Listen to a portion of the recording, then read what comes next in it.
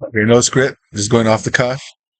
I was going to talk about the Middle East and the purpose of the invasions and the wars. Djibouti, the location where uh, I think it's the Red Sea or the Black Sea connects the oceans uh, to trade to the Middle East, including India and other trade partners in the region. Global powers they do need this area, and which is basically the only reason why the royalty, Saudi royalty, and Kuwait and all those other nations, Middle Eastern nations, have any wealth is because of those strategic locations that they possess, and this is the reason why they're rich. They charge tariffs and they charge taxes to use their waterways, and so it's been in America's interest to take over that with someone who's going to give them either a better deal or outright, not charge them at all to get goods through that area. Um, this is the same reason why Russia wants access to Crimea. It's all for international trade routes and to avoid taxation and tariffs. And these wars benefit in multiple ways. So a lot of people will get confused about this wars for oil, this wars for materials. That is not true. The materials exist in the United States in abundance that we could have everything and anything we needed, except like bananas and stuff that you have to grow in certain locations. And even then, we could do that too. We just apply the technology. But in terms of resources, America is resource rich. We have mountains with everything you need. Um, the only reason why they don't actually do it here is because that would generate wealth within the states, generational wealth, which would allow for higher income jobs and more people being accessible to better housing, because we would have to build the housing in order to do the construction, and all of these things will require minimum wage and then of course taxation. Whereas Halliburton, when they invade Iraq or Afghanistan, there is no taxation because there is no local government. So everything is 100% tax free. The government enforces your goods and then, of course, protects your goods and handles all of the security measures in order to harvest the local populace for low wages and taxation on their part. The government they enact will be able to tax the people and then deliver to America in order for them to continue to get support. So it's basically like entrapment, in a lot of ways. They're getting you to use the horrible shit, but they justify it by saying, hey, look, if you do the horrible shit, we'll make it worth your while. And you'll be king, and they'll treat people like shit, but as long as you play your role, you're going to be fine. This is global politics. This is America 101. Read a book called Confessions of an Economic Hitman. He goes into it. It's pretty bare bones. I mean, it's pretty obvious once you look into it. We have a history of doing this. Now, I will say this. There's times where America does it really well, like in the case of South Korea, Vietnam, Japan. Sometimes America can do good deals, but it depends on who's in charge and of course, who's exactly providing the deals for America. With Trump in office now, he is all over the place. He's doing whatever he wants to do and, playing the game of, something he may not even be fully aware of, obviously. And he has a lot of people in his ear who are telling him things that he needs to do. And it's such a mistake to focus on immigration, but a lot of people don't want to discuss the reasons why. Now, I understand. I'm with the Mexicans and I'm with the illegals. It doesn't. If you're already here, it doesn't matter. There's no need to go after those people. What they're concerned about, and one of their valid criticisms, and you could defend, whatever you can say. Oh, you're fucking Uncle Tom or some shit. For even suggesting or even bringing this up. But let's be honest here. If we can't have the discussion, then we're no better than they are. So let's go ahead and discuss it. Their point of view is that billions of dollars are being transferred over to Mexico. Now, some are saying, oh, that's to the families, that's to, individuals. And that's true a lot of the time. There are a lot of hardworking Mexicans that send money to their families to support them and all of that. But the reality is a lot of that money is going to cartel, communities and organizations. They're able to trace this money and find it to them. And the reason for that, as we know, is you have to pay for the coyotes. You have to pay for, all of the thing, the services that you use. And if they asked you to grow drugs, deliver drugs, or anything like that, they're considering you part of the organization, even if you're not, and you're just doing it in order to make some money. So they don't make that distinction, whereas we would. We understand that people do what they have to in order to survive. And that's one thing that they're going to use against us. and they're going to try to say that, oh, this is justified. The reason why we're going after these businesses and these local, kitchens with Mexicans in the back or illegals in the back or immigrants in the back that are not up to date in their documents. The reason why they're going after that is because they're going to push the propaganda that, oh, this money that they're making, it's going back to, the cartels. And the problem is that a lot of it is, let's be honest here. Who's handling the drugs? Now, don't get me wrong. If Trump was smart, he wanted to get rid of the cartels, he just legalized all drugs. And I'm talking all drugs because then they have to be a legitimate businessman. They can no longer do it illegally. It would at least make no sense anymore. And when you have competition that doesn't have to be illegal, you're not going to be able to pursue your illegal organization because, one, the people that would not want to work with illegal people are not going to go to you. They're going to go to the legitimate business. And then your intimidation tactics of violence and everything else, it has a weaker punch to it because you no longer have the funds to support it. And it's expensive. If you keep being violent, you're going to lose. Everybody in the business knows this. Even in the militaries do this. You're violent, you wear yourself out, and then you're done. Unless you have some way to funnel trillions of dollars like the United States government, it's going to deplete you. And so these organizations suffer when they don't have access to violence. And the only way to neuter them in that aspect is to make their enterprise legal. So when it's legal, we can compete in the way that they can't. Because let's be real here. The ones that are growing and harvesting the drugs, they're not the violent people. They're the workers. They're subjugated to do that for profit of the violent individuals. And then with that, it makes it easier to go after these people because now it's not like, oh, if I don't do this, they're going to come after me, but I'm a part of it. So I can't say anything. Now it's like, oh no, I'm just doing this for money. And if they're coming after me, it's because I'm taking from their business, and the government can just literally, you can now call the cops, even though before you couldn't. You couldn't technically use the military or any kind of assistance. You couldn't call anyone for help because you're a criminal and you don't have access to that assistance. But if we eliminate that, make it legal, now when people say, hey, I'm innocent, I'm just a farmer growing this drugs that I'm selling. Yeah, it's hard, it's horrible, whatever. You can say whatever you want. Oh, drugs are horrible. But honestly, I think trying to prevent it is worse than, what is it? What is that medical term? Hippocratic oath. And basically, the cure is worse than the disease. And in this aspect, it's been proven. Like, let's be real. Amsterdam is completely legal. Crack, all of it. And no problems. You know why? Because nobody wants to do drugs when they're legal. They're lame. When they're legal and no one gives a shit, there's no mystique to it. There's no criminality to it. There's no character. There's no, everything about it. It's just gone. And now it's just a legal thing that fucks you up.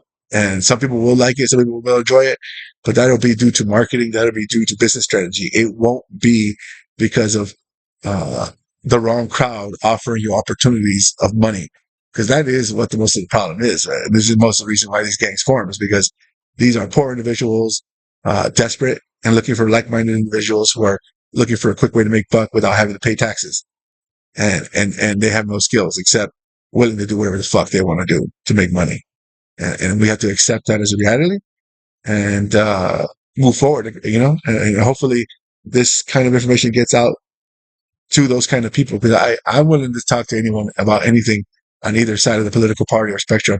And I'm not going to get emotional about it because I see a lot of people, especially young people these days, they get very emotional. You're evil, you're Hitler, you're this or that, or you're a bigot or you're an idiot or whatever the hell it is. And it's honestly demeaning to the conversation and demeaning to like the individual themselves because, if you can't have a conversation about something without getting emotional, then you're not a part of the conversation. And that's unfortunate because you're going to be lost in ignorance. You're going to be questioning why no one's agreeing with you. And it's because no one talks to you and no one's talking to you because you don't listen. You don't give any conjecture. You don't have any, respect. And then on top of that, you finally are so narrow minded and assume you're correct based on little to no data. Because let's be honest here, people who are like this, are ignorant and they'll prove it to be because, when you try to quote something or bring information in that they aren't aware of, they aren't aware of it. And, it's like the very fine people on both sides. People will say that day and day that he said that. And let's be real here. If you watch the full clip, except the Nazis, which we totally condemn. And it's like, if you don't know that, then all you've done is put yourself in a bubble and say that this is what it is. Now, don't get me wrong. It doesn't make him a good person. It doesn't protect it. And it's not like, oh, now he's good and I'm not defending Trump or whatever. That's just the ignorance that I'm talking about here. Now it's on the attack because, like, oh, no, he defended it. I'll defend anybody. You know what I mean? I don't think anybody should be under any kind of violence or hate. I think that in the words of Jesus Christ, we have to just accept that we're not here to judge and that vengeance is God's and that what we're here to do is quite simple, to serve. We did not come to be served. We came to serve. And, we're supposed to love each other with that. And if you don't get that, if that message doesn't resonate with you, then you're a part of the problem. And it's as simple as that. And now you could disagree with Christianity, but if you disagree with that, you're disagreeing with morality itself. Because, Jesus was pretty clear. A lot of people say, oh, he doesn't like gay people. He doesn't like this. Well, let's be honest here. He said, don't judge. And he also said, do unto others what you would want done unto yourself. So who in this world would want someone to tell them who they can love? No one, right? Who in this world would want to hurt someone? To have someone hurt you in a way that you would hurt anyone? No, you wouldn't. Because what you're saying is ultimate power over you. If you'll do it to someone, then they can do it to you. And that's not the world that we're supposed to be in. Now, of course, we're fallen people. We're imperfect. And just hearing that perfect exists described, we mock it because that's how broken and far away it is from us. And it's unfortunate, but it's the truth. And a lot of people are going to grow up to it eventually. And we're just going to move on from it and realize that, you could try to fight any way you want, but there's only one real way for the fight. And it's the same way Martin Luther King fought. He was a believer in Christ. He was a believer in the message. And he understood that the sacrifices you have to make are martyrdom, ultimately, if you really want to make a difference. And he did it with his words. His sword was his tongue. And that's the way we ought to be again. We strayed away from that. We're in a really dull place where appeal to authority, ad hominem attacks, and just it's sad. Nobody wants to go over the data. Back in the day, we used to sit down and just discuss the data, and now we can't even do that. Nope, my idea, my mind is made up. Experts did the thinking for me. I'm not going to look into it. I don't need to see the studies. I don't need to read it. I don't need to do any of that. They said it is all good. Then when you go into the data, you start seeing things that like,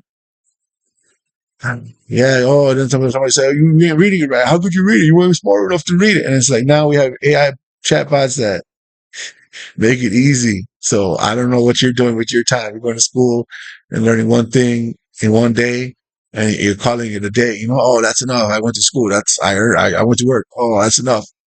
And it's like, nah, to be real with you. And I'm not saying I'm good at this either. But to be real with you, in the Bible, it says that you should be exhausted.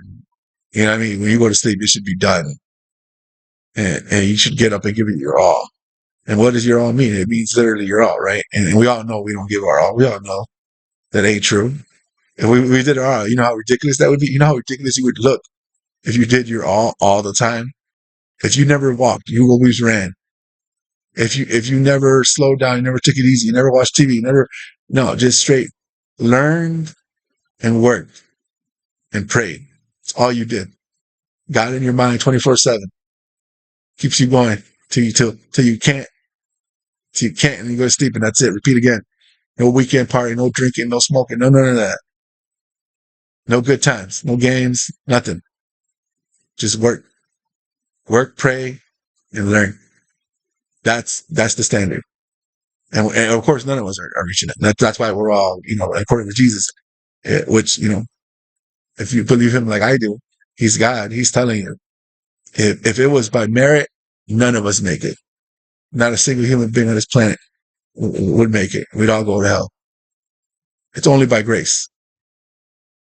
And grace is getting what you don't deserve. And it's right, because look what we do to each other. Oh, you use something of mine, tax you, interest. Imagine if God came in and said, "Hey, all that air you've been breathing, all that water you've been breathing, drinking, all that food you ate, all those animals, everything that you use, the wood, is on interest. What? How are you going to pay him? You can't even make any of that. How would you even attempt to serve? You couldn't, and he doesn't ask you to. All he says is believe in him and do your best. And even then, even if you don't do your best, it's going to be all right because he's very lenient. You know, there's people suffering, and you could say, "Oh, well, there's people suffering," but you know what? That's just lack of faith. That's just you saying there's nothing God could do that would make it right. And if you think that, if you really think that, your imagination is weak because I could think of 10 things in 2 seconds, a million things in five. You know, if I just thought about it real quick about how you can make it right. And if you can't, I don't know what to tell you. You know, maybe you've been sad too long and you just want to be the melodramatic. Oh, life's hard. You know, I'm screwed. It was all bad. And it's like, he did say that. He said, there'll be trials and tribulations, but he's overcome. And you either believe that or you don't. And it's better if you do, honestly, because you enjoy life way more. And it's going to be a good time. But, you know, I just want to end this video with, I kind of, I went all over the place again.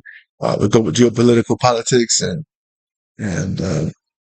how bad things have gotten and where wars are going to go. You know, God says not to worry about those things because they're going to happen. And that's just the way it is.